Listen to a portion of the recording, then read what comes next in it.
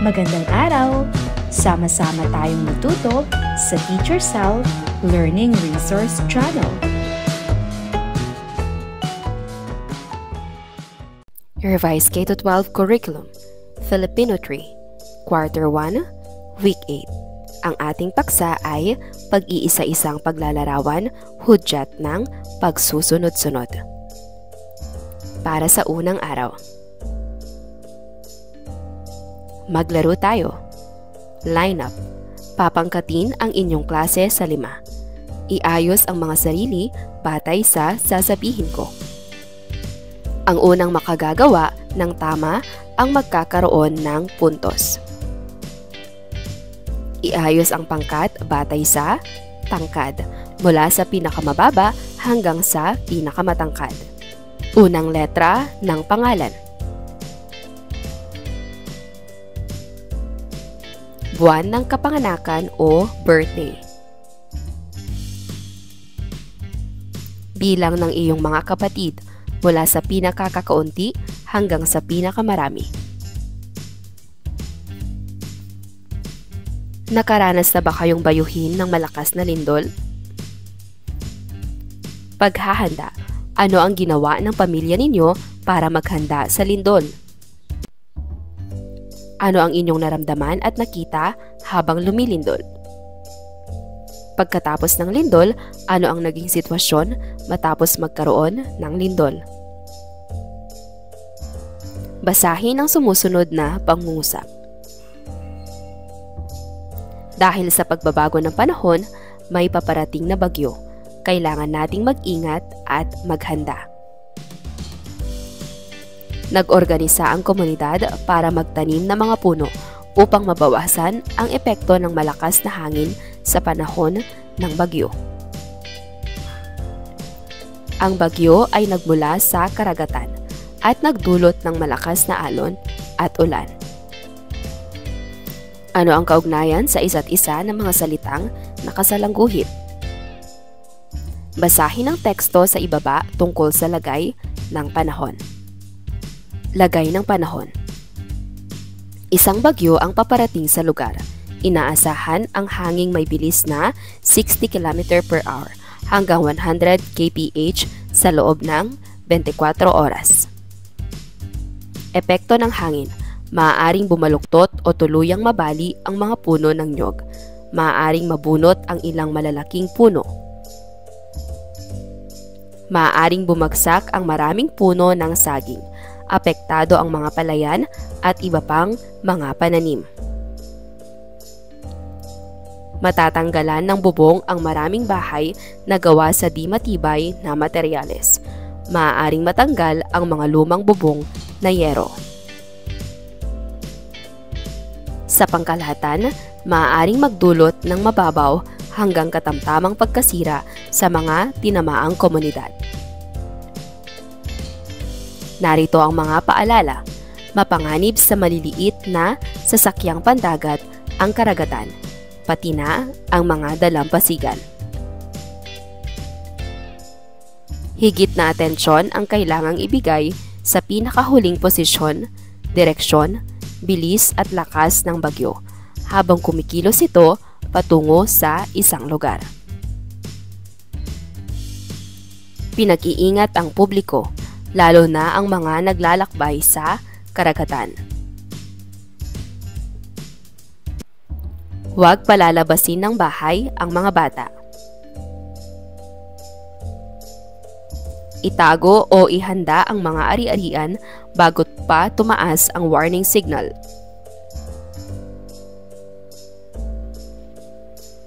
Kumikilos na ang disaster preparedness agencies o organizations para paghandain ang kanilang mga komunidad.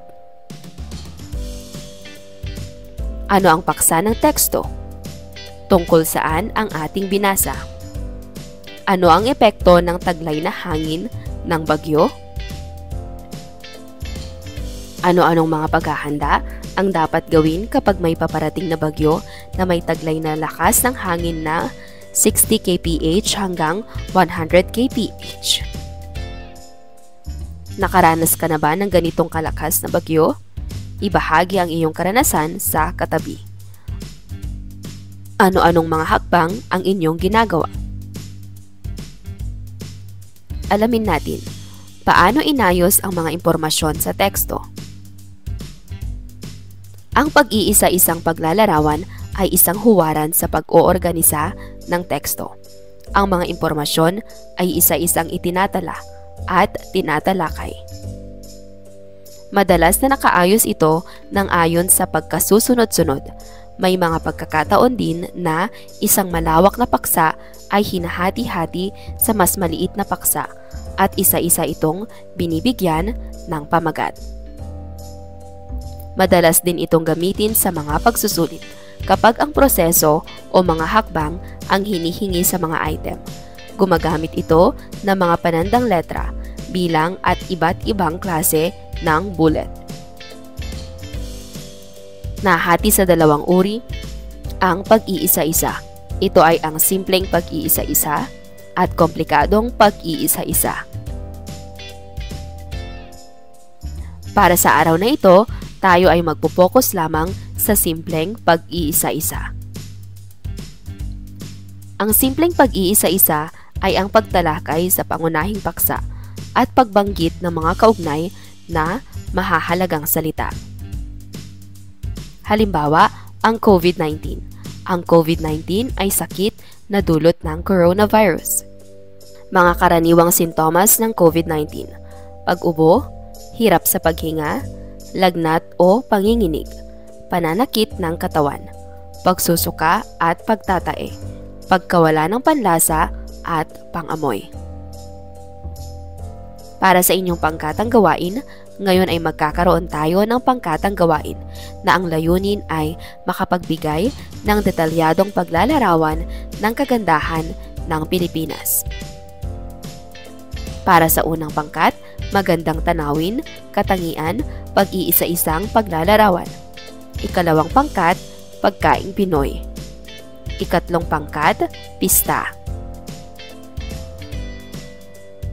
Subukan nating ayusin ang ulat panahon gamit ang mga pananda na ginagamit sa simpleng pag-iisa-isang paglalarawan. Gawin ito ng pangkatan at isulat ang sagot sa Manila paper. Dahil sa matinding init ng panahon, huwag ipilit na pumasok ang mga bata. Senador Gatchalian. Manila, Philippines. Hindi kailangang pilitin ang mga estudyante na pumasok sa paaralan habang mas tumitindi pa ang init ng temperatura sa bansa. Ayon kay Senator Sherwin Gatchalian, ngayong Huwebes, Abril 4, aniya, hindi makabubuti para sa mga mag-aaral ang ma-expose ng matagal sa pinakamatinding heat index sa ilang bahagi ng Pilipinas, kung saan ay dapat huwag pilitin ang mga mag-aaral na tumuloy sa kani-kanilang eskwelahan. May flexibility ang mga guro natin na pumasok sa blended learning, pagpapaalala ng senador sa mga guro. Kaya ang panawagan ko sa ating mga guro ay huwag nating ipilit na pumasok ang bata sa eskwelahan. Lalo na nakita ko sa ibang lugar tulad ng Cagayan, umaabot ng 44 to 45 degrees Celsius ang heat index. Dagdag pa ni Gatchalian. Sa pagtatala ng Philippine Atmospheric, Geophysical and Astronomical Services Administration PAGASA, ang heat index ay pumapalo mula 42 degrees Celsius hanggang 51 degrees Celsius at ito ay itinuturing na delikado para sa lahat at magdulot ng heat cramps at heat exhaustion.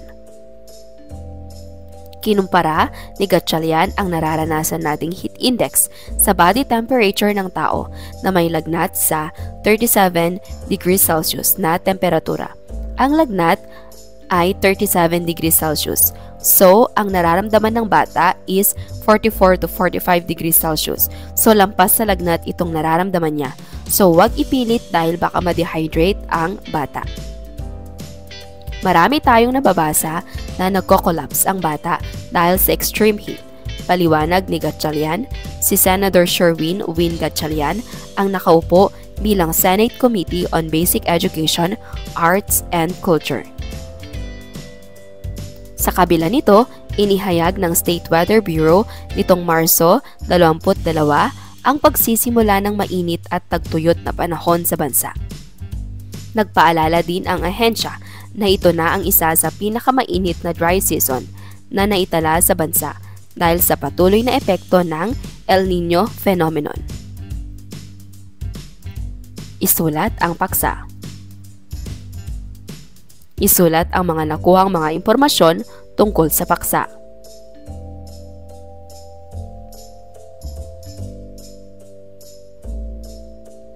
Basahin ang ulat panahon at ibigay ang pag-iisang-isang paglalarawan ayon sa paksa. Ilang bahagi ng bansa uulanin ngayong araw bunsod ng habagat. Pag-asa. Inaasahang makararanas ng mga pagulan ang malaking bahagi ng bansa ngayong Lunes, Hunyo 17, 2024, dulot ng southwest monsoon o habagat, ayon sa Philippine Atmospheric, Geophysical and Astronomical Services Administration. Sa datos ng Pag-asa kaninang alas 4 ng madaling araw, asahan na raw ang malaking posibilidad ng maulap na kalangitan na may kasamang kalat-kalat na pag-ulan sa Palawan at Western Visayas, dulot ng habagat. Makararanas din ng maulap hanggang sa maulap na kalangitan na may mga pulupulong pag-ulan o thunderstorms ang Metro Manila, Zambales, Bataan, Cavite, Laguna, Batangas at ang natitirang bahagi ng Mimaropa, bunsod ng habagat. Posibleng magdulot ng pagbaha o pagguho ng lupa sa mga nasabing lugar na makararanas ng malakas na thunderstorms, ayon pa sa Pag-asa. Sa kasalukuyan, wala namang binabantayang bagyo o low pressure area o LPA sa loob at labas ng Philippine Area of Responsibility, PAR, ayon na rin sa Weather Bureau. Isulat ang paksa. Isulat rin ang mga nakuhang mga impormasyon tungkol sa paksa.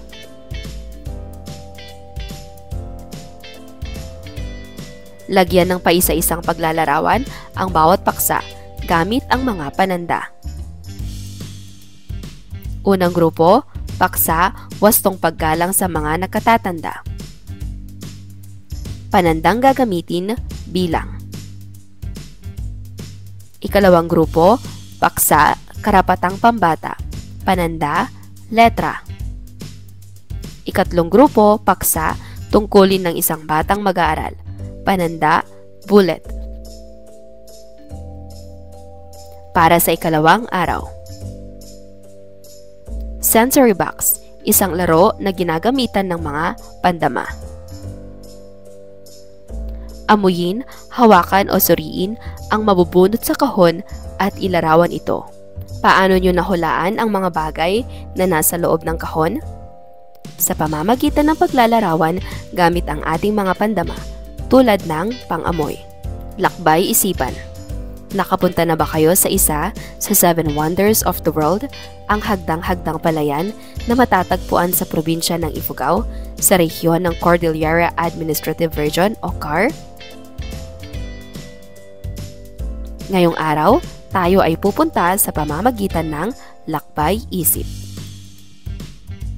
Isara ang inyong mga mata, huminga ng malalim, at tayo ay maglakbay patungo sa hagdang-hagdang palayan o Banawe Rice Terraces. Kayo ay nasa isang bus, ilarawan ang inyong nararamdaman habang naglalakbay. Tumingin tayo sa bintana. Ang ganda ng mga lunti ang bundok. Ang mga puno ay siksik at ang kanilang mga dahon ay kumikislap sa sikat ng araw. Sa bawat liko ng daan ay unti-unti na nating natatanaw ang hagdan-hagdang palayan, mga iba't ibang kulay ng ibon na nagliliparan. Naririnig ba ninyo ang aking naririnig? Tunog ng sulibaw at gangsa, mga uri ng drum na ginagamit bilang instrumentong pangmusika ng mga katutubong igorot. Tila nakakagutom ang amoy na iyon. Tama kayo mga bata, iyon nga ay manok. Alam ba ninyo na ang tawag roon ay pinikpikan? Hayun, nakikita ba ninyo ang mga nakasabit na karne na pinapausukan ng mga kapatid nating igorot? Iyon ay etag na may masarap na lasa. Kapit lang mga bata at nararamdaman na natin ang pag-uga ng bus dahil papalapit na tayo. Tayo ngayon ay bumabagtas sa mga kalsadang liko-liko at huminto na ang bus. Ang lamig, ang presko ng hangin. Naibigan ba ninyo ang ating pamamasyal? Basahin ang mga sumusunod na salita. Paningin, pangamoy, panlasa, pandama, pandinig. Balikan natin ang ating paglalakbay. Anong mga salita ang maiuugnay sa paningin? Ganda ng mga lunti ang bundok. Panlasa, matinding lasa. Pangamoy, amoy ng lutong manok. Pandinig, tunog na nagmumula sa gangsa at sulibaw. Pandama, malamig na simoy ng hangin. Magaling mga bata, tayo na at tumako sa ating bagong aralin. Ating basahin ang ulat na ito. Resort sa paanan ng Chocolate Hills, inuulan ng batikos. Maynila, kontrobersyal at tampulan ngayon ng mga komento at batikos ang Captain's Peak Resort na matatagpuan sa paanan ng tanyag na Chocolate Hills sa bayan ng Sagbayan sa Bohol. Taong 2019 pa na itayo ang resort pero kamakailan lang nag-viral ang video na kuha ng isang netizen. Agaw pansin ang swimming pool at slide na kitang-kita sa paanan ng tatlong Chocolate Hills. Itinuturing na protected area sa ilalim ng batas ang Chocolate Hills. Ipinatupad na ng DNR ang temporary closure ng resort. Nirevoke na din ng Sagbayan ang business permit at nag-issue ng cease and desist order para ipatigil ang pagpapatayo ng bagong cottages. Ano ang pangunahing issue na ibinabato sa resort na itinayo sa paanan ng Chocolate Hills? Ano-ano ang mga pangunahing argumento o saloobin ng mga taong bumabatikos sa proyekto? Paano mo mailalarawan ang Chocolate Hills ngayon? Ano ang epekto nito sa turismo ng Bohol? Alamin natin, papaano naman inayos ang mga impormasyon may kaugnay sa paksang nilalaman ng balita. Ang pag-iisa-isang paglalarawan ay isang huwaran sa pag-oorganisa ng teksto. Ang mga impormasyon ay isa-isang itinatala at tinatalakay. Madalas na nakaayos ito ng ayon sa pagkakasunod-sunod. May mga pagkakataon din na isang malawak na paksa ay hinahati-hati sa mas maliit na paksa at isa-isa itong binibigyan ng pamagat. Madalas din itong gamitin sa mga pagsusulit kapag ang proseso o mga hakbang ang hinihingi sa mga item. Gumagamit ito ng mga panandang letra, bilang at iba't ibang klase ng bullet. Nahati sa dalawang uri ang pag-iisa-isa. Ito ay ang simpleng pag-iisa-isa at komplikadong pag-iisa-isa. Sa araw na ito, sa sentro ang ating mga gawain sa komplikadong pag-iisa-isa. Ang komplikadong pag-iisa-isa ay paglalarawan na ang pagtalakay ay sa pamamaraang pagtatala ng pangunahing paksa at mga kaugnay na kaisipan na naglilinaw sa paksa. Gawin natin, pangkatang gawain, sanayin natin, gamit ang diagram, ayusin ito ayon sa komplikadong paisa-isang paglalarawan. Tuwing Oktubre, ipinagdiriwang dito ang Pista ng Lanzones. Maraming magagandang tanawin sa Camiguin. Nakikita rin sa parada ang napakaraming lansones. Dito rin makikita ang Talon, Katibasan, Bukal Ardent at Bukal Santo Niño. Ang Camiguin ay isa sa magagandang lugar sa Pilipinas. Kumpol-kumpol na lansones ang isinasabit sa mga bintana at poste ng bahay. Pagsasaka at pangingisda ang pangunahing hanap buhay dito. Makikita dito ang bundok, hibok-hibok, kung saan tumutubo ang pinakamatamis na lansones. Paksa ang magandang isla ng Camiguin. mahalagang impormasyon?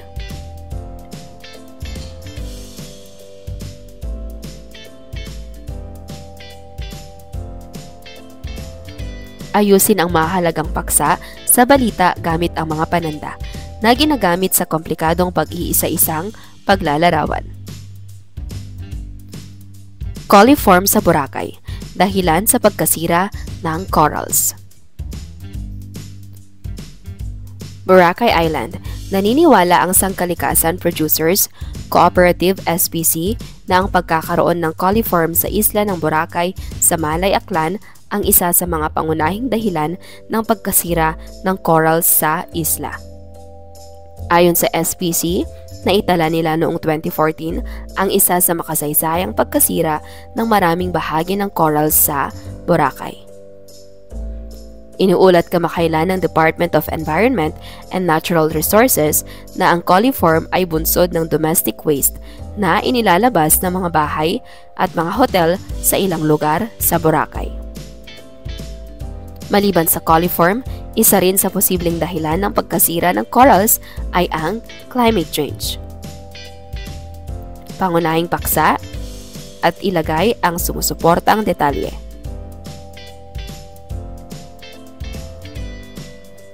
Para sa inyong takdang aralin, sumulat ng pagpapakilala ng sarili gamit ang komplikadong pag-iisa-isa sa paglalarawan.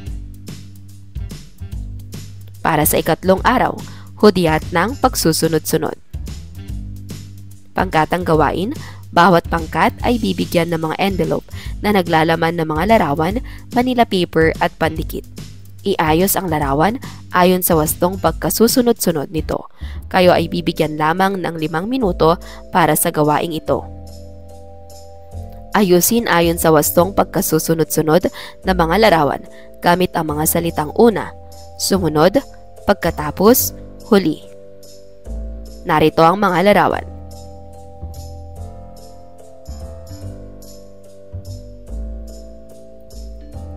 Nagawa mo ba na maayos ang gawain? Ano ang iyong naging palatandaan sa pagkasusunod-sunod na mga larawan? Mahalaga ba na dapat ay tama ang pagkasusunod-sunod na mga pangyayari sa isang kwento? Bakit? Hanapin mo ako. Hanapin at bilugan sa crossword puzzle ang mga sumusunod na salita. Una, sumunod, ng, pagkatapos, huli. Ano ang napapansin ninyo sa mga salita? Muling basahin. Una, sumunod, ng, pagkatapos, huli. Marunong ba kayong maglaba? Gusto ba ninyo itong matutunan? Kompletuhin ang tamang paglalaba ni nanay sa pamamagitan ng paglalagay ng mga natutunang salita. Araw ng Sabado ay abala si nanay sa paglalaba ng maruruming damit. Patlang, ihiwalay ang puti sa dekolor. Patlang, lagyan ng pambabad ang batya at ilubog ang mga puting damit. Patlang, matapos na ang mga puting damit ay isunod ang mga dekolor. Patlang, banlawan ang mga damit at huwag kalimutang lagyan ng fabric conditioner. Patlang, huwag pagsamahin na isalansan sa sampayan ang puti at dekolor upang maiwasan ang pagkakahawa ng kulay nito. Ano ang sinasabi sa larawan? Panoorin ang video. Ang pamagat ay, ano nga ba ang sanhi ng plastic pollution sa bansa? Sagutin ang pagganyak na tanong. Ano ang sinasabi sa larawan? Ano ang nais ipahiwatig nito? Balikan ang napanood na video. Anong suliraning pangkapaligiran ang inilalarawan sa inyong pinanood? Ano-ano ang mga epekto ng patuloy na paggamit ng mga plastik at di tamang pagtatapon ng mga ito? Ano ang naisip na solusyon ng pamahalaan sa lumalalang problema ukol dito? Atin itong isa-isahin. Sa iyong palagay, na ipapatupad ba na maayos ang iminungkahing solusyon sa problemang ito? Alamin natin. Subukan nating pagsunod-sunurin ang mga larawan na nasa ibaba batay sa sitwasyong problema sa plastik na basura. Narito ang mga larawan.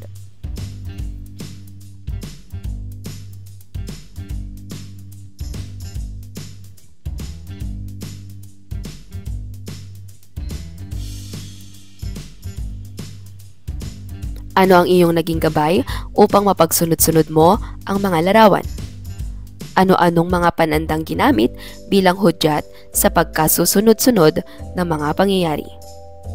Isulat ang mga ito at gamitin ito sa pangungusap.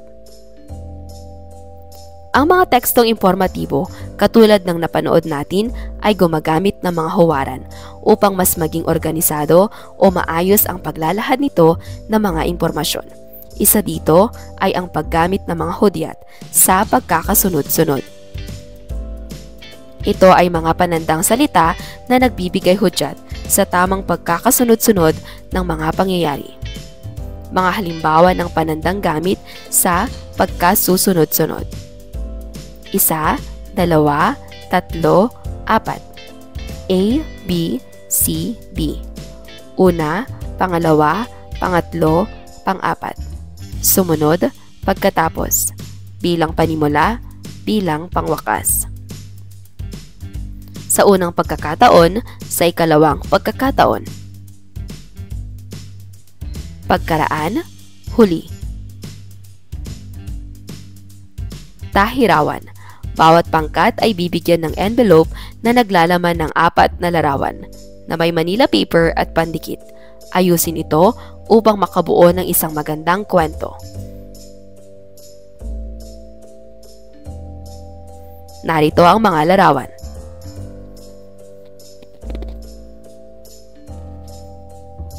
Mahalaga na malaman natin ang kahalagahan ng pangangalaga sa ating kalikasan.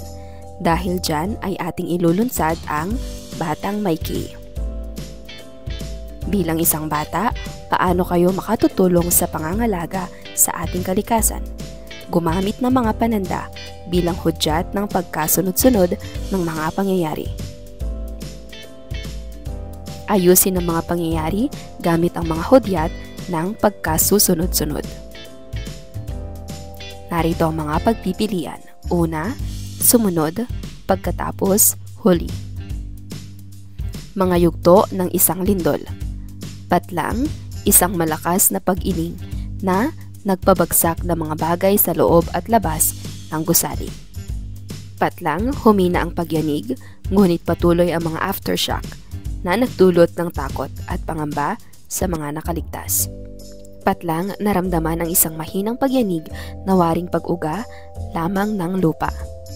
Patlang, dumating ang pinakamalakas na pagyanig na nagdulot ng pagguho ng mga gusali at pagkabitak ng lupa. Basahin ang kwento. Napansin ni Andoy na naglilinis ng silid-aralan ang kanyang guro at mga kaklase. Kaya, naisipan niyang tumulong. Kinuha niya ang walis at pandakot at nagsimulang maglinis. Inipon niya ang mga basura at ihihiwalay ang mga nabubulok sa hindi nabubulok. Naging masaya siya sa resulta ng kanyang ginawa.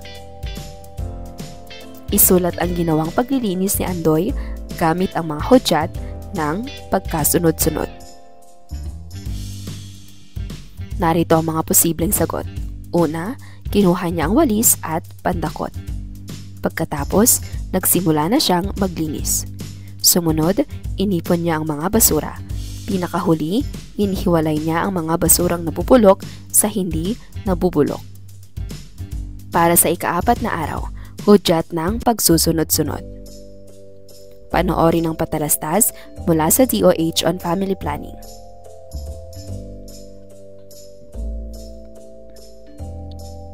Tungkol saan ang patalastas?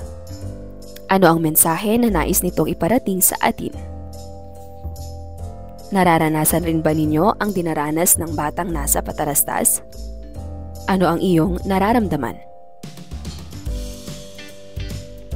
Maglaro tayo.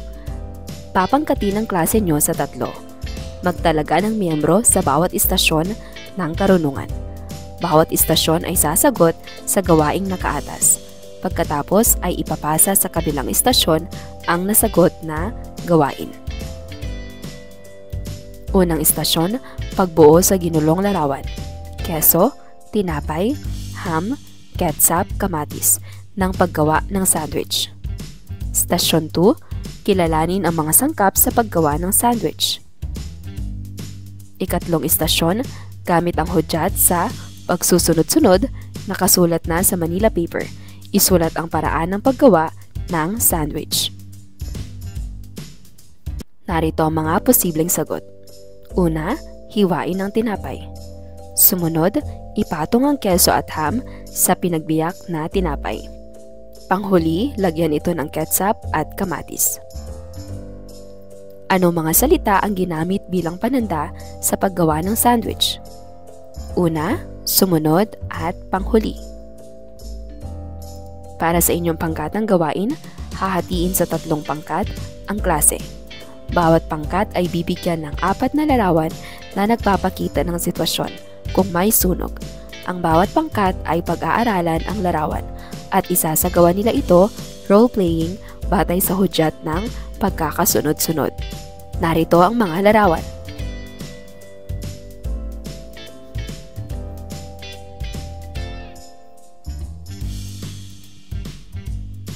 Tingnan at basahin ang ibinigay na patalastas ukol sa kung ano ang dapat gawin kapag may bagyo. Mga dapat gawin kapag may bagyo. Bago dumating, alamin ang balita ukol sa panahon at mga anunsyong pangkaligtasan. Alamin ang plano ng komunidad sa pagbibigay babala at paglikas. Suriin ang bahay at kumpunihin ang mga mahina o sirang bahagi nito. Ihanda ang go bag na naglalaman ng mga pangangailangan ng pamilya. Ilikas ang mga alagang hayop sa ligtas na lugar. Kapag inabisuhan ng kinauukulan, mabilis na lumikas sa itinakdang evacuation center. Manatili rin sa loob ng bahay o evacuation center at makinig sa pinakabagong balita at taya ng panahon. Umiwas sa mga salaming bintana. Gumamit ng flashlight o emergency lamp. Maging mag-ingat sa paggamit ng kandila o gasera. Patayin ang main switch ng kuryente at valve ng tubig. Pagkatapos ng bagyo, hintayin ang abiso ng kinauukulan na ligtas ng bumalik sa tahanan. Umiwas sa mga natumbang puno, nasirang gusali at linya ng kuryente. Itapon ang mga naipong tubig sa lata, paso at gulong upang hindi pamahayan ng lamok. Maging maingat sa pagsasaayos ng mga nasirang bahagi ng bahay. Siguraduhing walang basa o nakababad sa tubig na outlet o kagamitan bago buksan ang linya ng kuryente. Huwag gumala upang hindi maabala ang emergency services. Tungkol saan ang poster? Ano-ano ang mga dapat gawin bago, habang at pagkatapos ng bagyo? Alin sa mga ito ang inyong ginagawa at alin ang mga hindi nyo ginagawa? Nakatutulong ba sa atin ang mga ganitong patalastas? Bakit? Anong mga salita ang nagbibigay ng hudyat ng pagkasusunod-sunod? Alamin natin, marami pang mga salita ang maaari nating gamitin upang maging hudyat sa pagsusunod-sunod ng mga pangyayari. Narito ang ilang gabay sa paggamit at pagtukoy ng mga salitang hudyat sa pagsusunod-sunod. Pang-uring pamilang na ordinal kapag nagpapakita ng pagkasusunod-sunod ng mga tao, bagay, hayop, lugar at gawain. Una, kasunod at panghuli, at iba pa ay ginagamit kapag ito ay isang proseso o paraan ng pagsasagawa. Maaari ring gamitin dito ang salitang hakbang plus pamilang. Halimbawa ay unang hakbang, ikalawang hakbang, ikatlong hakbang. Sa pagpapakilala ng nauunang pangyayari, ginagamitan ito ng mga salitang sa simula, noon, dati, una, bago ito, mula noon.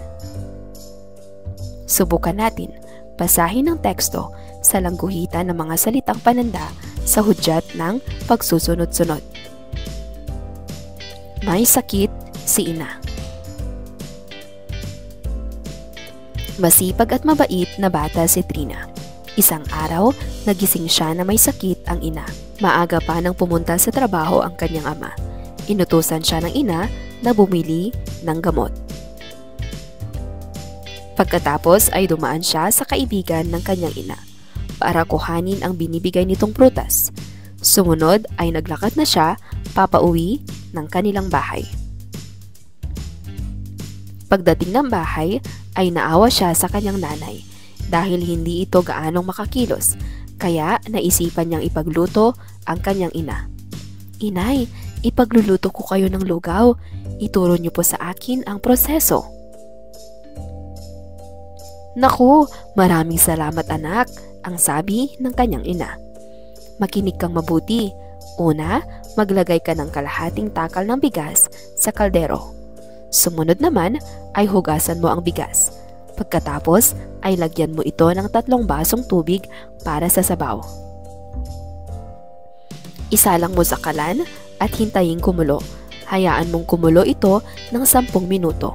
Panghuli ay timplahan mo ng asin kapag luto na," ang sabi ng inay. Madali lang pala, sabi ni Trina. Masayang pinanood ng nanay si Trina habang nagluluto. Maaasahan talaga si Trina, bulong ng kanyang ina. Anong uri ng bata si Trina? Ano ang nangyari sa kanyang ina? Sa palagay mo, masusundan ba ni Trina ang mga hakbang na ibinigay ng kanyang ina? Ikaw, paano mo ipinapakita ang pagmamahal sa iyong ina? Ano-ano mga pananda o hudyat ng pagkasusunod-sunod ang nakita mo? Madali ba ninyong nasundan ang mga pangyayari sa kwento? Bakit? Ano ang halaga ng mga panandang salita sa pagbuo o pag-unawa ng mga binabasang teksto? Para sa inyong pangkatang gawain, buuin ang bawat sitwasyon gamit ang mga hudyat sa pagkakasunod-sunod. Unang pangkat, gumawa ng mga babala sa mga taong nakatira sa tabing dagat. Narito ang mga posibleng sagot. Una, makinig sa kinauukulan kung may banta ng storm surge. Pagkatapos, lumikas agad sa banta ng daluyong bago pa ito tumama sa kabahayan. Panghuli, huwag agad babalik sa kabahayan hanggang walang abiso ang kinauukulan. Ikalawang pangkat, gumawa ng patalastas sa barangay ukol sa mga paraan ng pagsugpo sa lamok na sanhi ng sakit na dengue. Ikatlong pangkat, gumawa ng maikling balita ukol sa pag-iingat sa pagtawid sa kalsada. Ayusin ang mga larawan ng kahandaan sa panahon ng lindol gamit ang mga hudyat ng pagkasusunod-sunod. Narito ang mga larawan.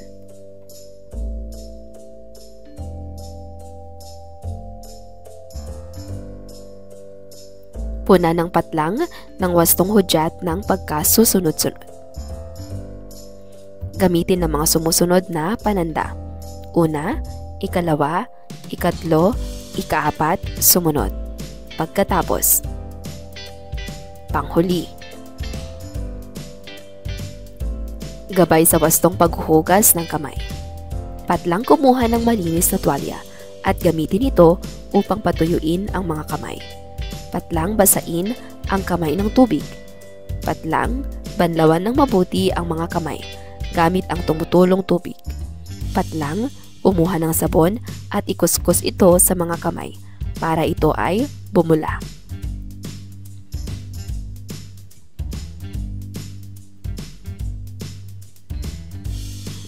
Kumuha ng malinis na tuwalya at gamitin ito upang patuyuin ang mga kamay. Ngayong malinis na ang mga kamay, ay iwasang humawak sa mga maruruming bagay upang makaiwas sa sakit. Sumulat tungkol sa isang karanasan nitong bakasyon. Gamitin ang mga salitang hudyat ng pagsusunod-sunod.